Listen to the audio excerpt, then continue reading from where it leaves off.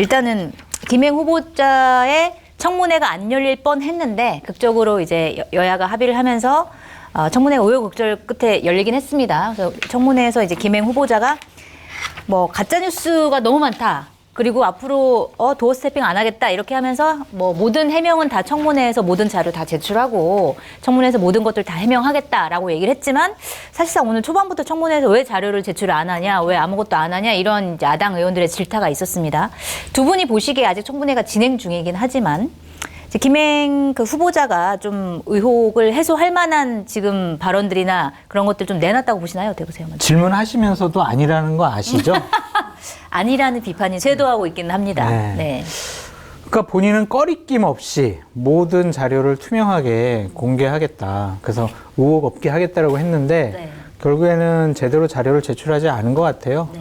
그러니까 제출하지 않은 자료를 갖고 본인이 해명하고 싶은 거를 판넬로 만들었다가 권인수 여가부 그 상임위 위원장한테 혼나기도 하고 네. 그거 사용하지 말라고 하고 그러니까 본인이 보여주고 싶은 것만 보여주려고 했는데 워낙 의혹들이 많았어요. 네. 제가 특히 주식 파킹 의혹 문제와 관련해서는 자칫 잘못하면 수사 받으면 처벌받을 가능성도 있지 않을까라는 생각인데 네. 그것과 관련해서도 막 여러 가지로 이 얘기했다가 저 얘기했다가 횡설수설했다가 뭐 제가 착각했습니다.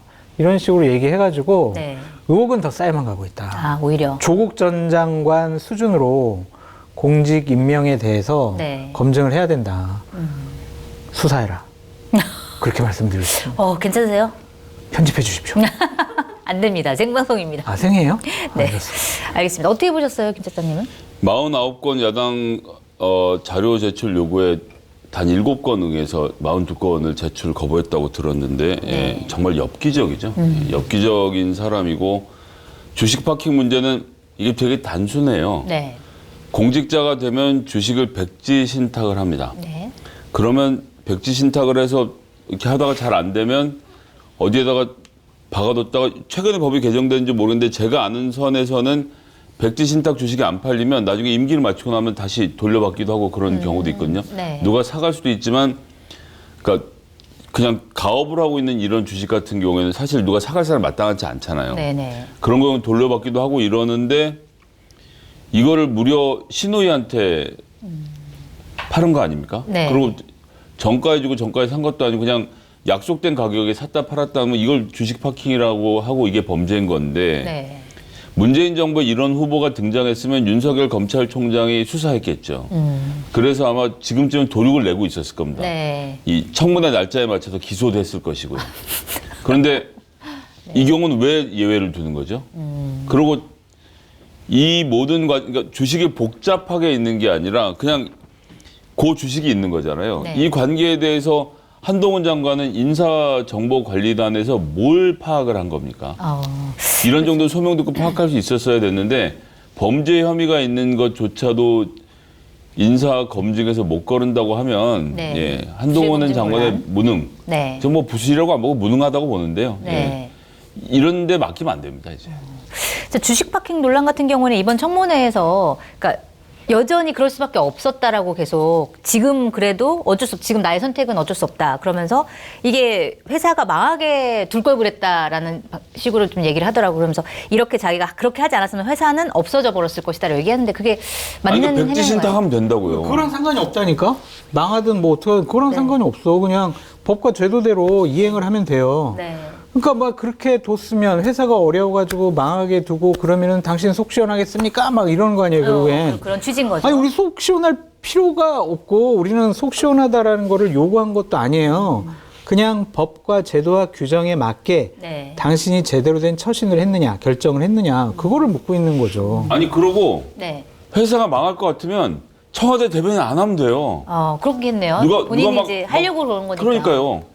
둘 중에 하나를 골라야지. 돈은 돈대로 벌고 싶고 명예는 명예대로 갖고 싶으면 안 돼서 주식을 백지 신탁하도록 제도를 만들어 놓은 겁니다. 네. 제도 자체를 형화하고 있는 거예요. 그래서 뭐 민주당이 한 방이 없다는 얘기를 자꾸 하는데 엄청난 한 방을 친 건데 대통령이 꿈쩍도 안 하는 거 어떻게 하라는 겁니까? 여론 따윈 신경 쓰지도 않고 있는데. 네. 워낙 신임이 두터우신 것 같아요. 대통령이. 네. 아니 부인? 아니요, 대통령께서. 네, 네.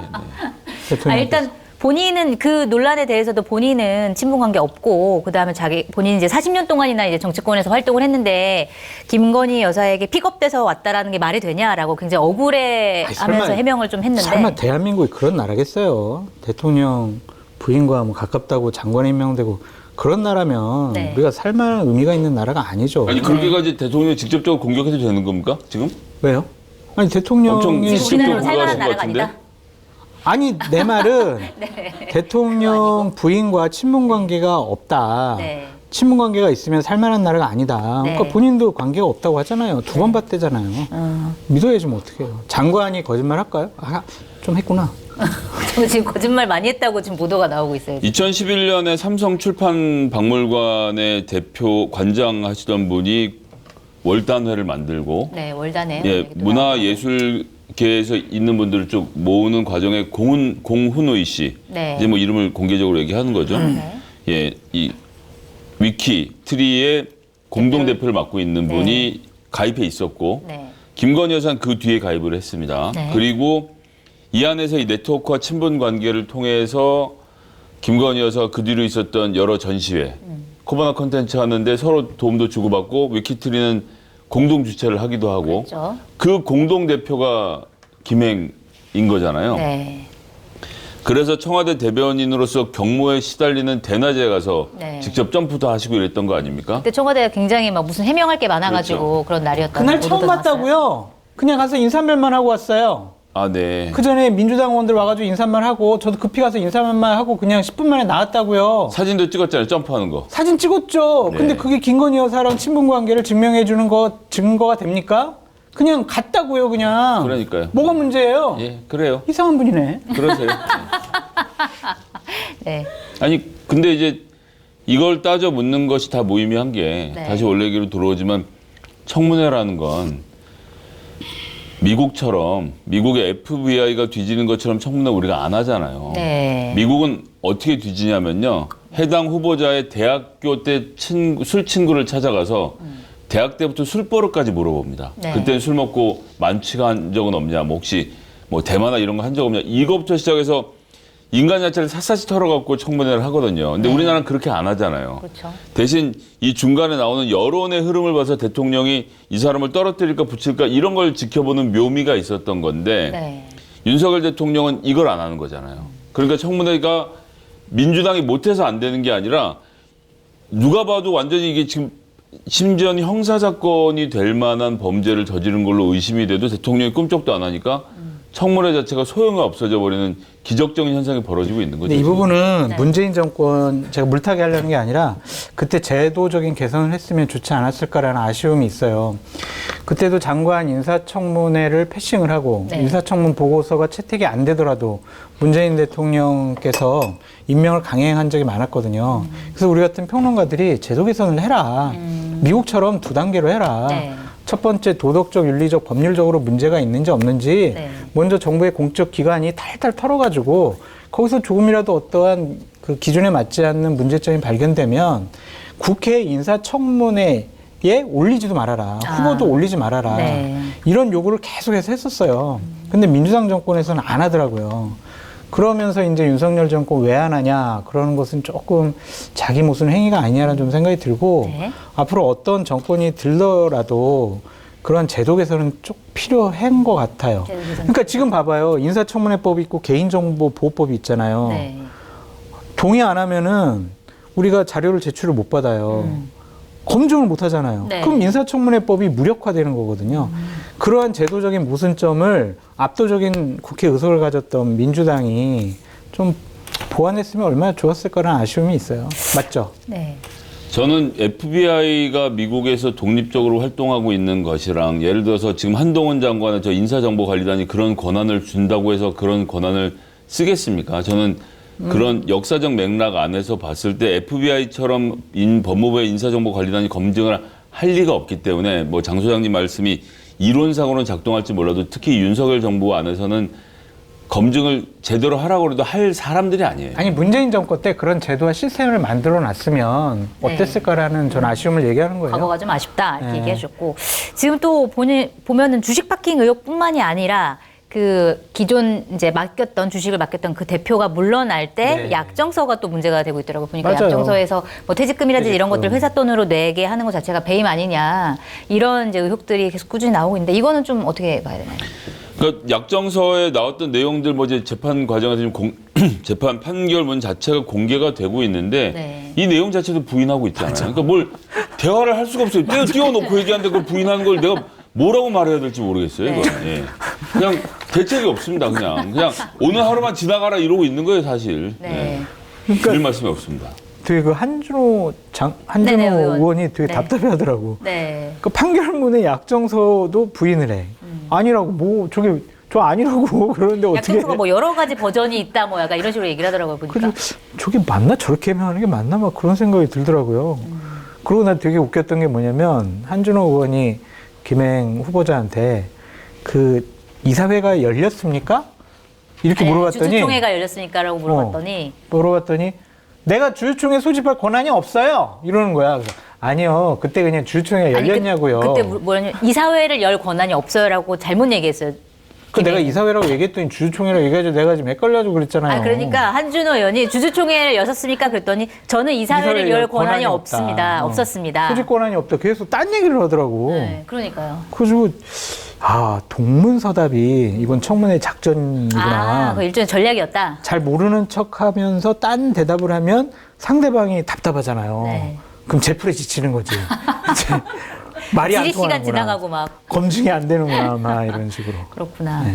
알겠습니다. 좀 특이한 청문회였던 것 같아요. 그리고 저는 또 인상 깊었던 장면 중에 하나가 그 용해인 의원이 이제 질의를 했는데 그 위키트리에서 나온 기사들 중에서 굉장히 성차별적이고 정말 말도 안 되는 혐오감을 불러일으키는 제목의 기사들이 굉장히 많았는데 이게 어떻게 된 거냐 본인이 이제 부회장일 때 이런 기사들이 나갔는데 어떻게 된 거냐라고 했더니 이제 김행 후보자가 죄송하다라고 고개를 숙이면서도 다른 언론 더 심했다 이렇게 약간의 이제 물타기처럼 비춰지는 이제 발언을 하던데 이건 좀 어떻게 보셨어요? 한국 언론의 문제점이다라고 물타기를 했죠. 네. 분명히 용해인 의원은 위키트리가 2019년도 22년까지 보면은 뭐 지적을 받은 게 거의 뭐 2등, 3등, 1등 뭐 이렇더라고요. 네, 맞아요. 그거에 대한 문제점을 지적을 한 건데 아니 도대체 다른 언론사들 다 그러지 않느냐. 그래서 언론 개혁해야 된다 이런 식으로 몰고 가던데 무책임한 거죠. 이것도 그냥 동문서답의 하나라고 봐요. 네. 근데 본인이 부끄럽다고 얘기를 했기 때문에 이 부분에 대해서는 본인도 좀 잘못한 것을 인정한 것이 아니냐. 유일하게 인정한 것 같다라는 생각이 들더라고요. 알겠습니다. 그건 어떻게 보셨어요, 발언? 이게 지금 무슨 청문회를 하는지 우리가 자꾸 잊게 되는데 여성가족부 청문회입니다. 그러게 말입니다. 그러니까 여성과 가족 문제에 대해서 나름의 철학과 관점을 갖고 있고 그런 활동을 꾸준하게 해온 분이 여성 정책이 성평등 정책이 뭐 양성평등이라고 해도 좋고 이 정책이 잘 펼쳐질 수 있도록 하고 네. 여성가족부를 폐지한다고 하더라도 이 기능이 어느 쪽으로 어떻게 옮겨가는 것이 좋은지에 대한 세심한 판단을 해서 이 양성평등이 여성가족부가 없는 상태에서도 잘 유지될 수 있게 해야 될 거 아니에요. 예를 들면 네. 이들의 주장을 100% 받아들여서 한다고 해도 근데 아무 생각이 없는 사람이잖아요. 아무 생각이. 그냥 나와서 야당 의원들하고 말싸움을 잘할 것 같으니까 뽑은 거 아닙니까? 네. 그러니까 대통령이 3류니까 그 3류 밑에 4류 후보자들만 모이는 거예요. 처음에 집권을 할 때는 그나마도 윤석열이라는 사람에 대한 기대가 있는 보수층에서 이런저런 사람들이 장관 도전을 하다가 네. 1년 동안 돌리는 꼬라지를 보니 59분 대통령이라 그래서 들어가서 59분 동안 잔소리만 듣고 있으니까 쓸만한 사람들은 다 피하니까 이명박 정부 때 장관했던 사람 또 나와서 저도 한번 시켜주세요. 그리고 TV 나와서 논객하고 있다가 갑자기 뭐 이러다 또 뭐 김행 같은 분이 다른 데도 아니고 여성가족부 장관을 하고 그 정광훈 목사 옆에서 뿡짜자 하던 사람이 지금 국방부 장관을 하겠다고 나오는 이 세태가 네. 그러니까 나 피곤한 게 어차피 윤석열 대통령이 있는 이상은 이 이상의 사람들이 이 이상의 퀄리티를 갖고 살아온 사람들이 이 정부에서 장관 할 것 같지가 않아요. 대법원장까지 포함해서. 네. 저는 김성애 소장님이 대통령을 3류 대통령이라고 한 부분에 대해서는 네. 강하게 이의 제기를 하고 저는 전혀 동의할 수 없다. 네. 라고 다시 한번 말씀드립니다. 끝인가요? 네. 알겠습니다. 3류 대통령은 아니다. 알겠습니다.